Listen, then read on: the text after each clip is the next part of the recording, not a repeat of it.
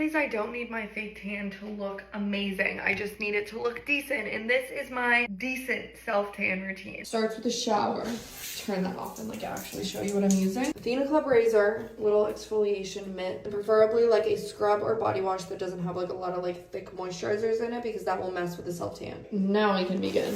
When you're out of the shower, you're gonna dry off completely. If you got your hair wet when you shower, then put your hair up because you don't want like anything wet near the tan. Usually I use this one, the Platinum Express Maximum 2-hour tanning mousse from Loving Tan, but I'm running very low. So I think I'm gonna do the Ultra Dark 2-hour Express. You're also going to need a mitt, an old makeup brush, and this back contraption if you are tanning alone. And for my face, I use the Loving Tan face stuff. Put your mitt on one hand. If you use my code, I think you get the mitt free with your purchase, but if you're gonna buy your own mitt, I prefer one that doesn't have like the thumb thing coming out. 2 pumps, that'll be good for my bottom half of my leg, and you start down, like start at the bottom of your body. I'm right here, I didn't go anywhere. Start like with your lower leg and then go up your thigh. Kind of do your body in sections, if that makes sense. If you've ever gotten like a professional spray tan or like had someone come to your house, they likely covered you with this powder, and it's basically just like a setting powder so that like if you sweat or if the tan just isn't like drying in that area, it just makes things more comfortable. I've always wanted something to like replicate that at home, and I just didn't know that Dolce Glow was the one that had this. So I've already tanned up to here. I usually do my arms first, and then I'll do like a little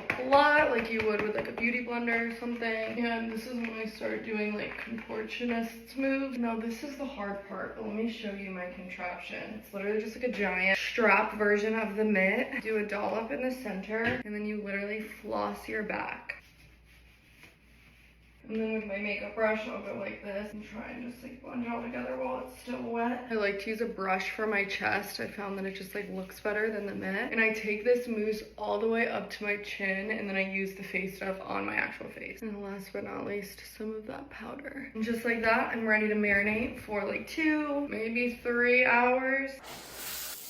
Another tip I learned from my actual spray tan person, like when I physically go get sprayed, she told me after the first shower of just rinsing, no soap, no nothing, literally just water, do not moisturize. She said because of the whole like continuing to develop thing. One day later, or one morning later, just overnight, this is how the tan looks. Looks so freaking good. The only decent part of this routine is the prep. Self-tanning is like 60% prep, 40% the actual self-tan that you use. And this is how my face looks. I feel like it just evens out my skin tone on my face. I'm gonna put on makeup, so I don't really care if it's like a perfect match to the rest of my body. That's it for like my weekly decent self-tan.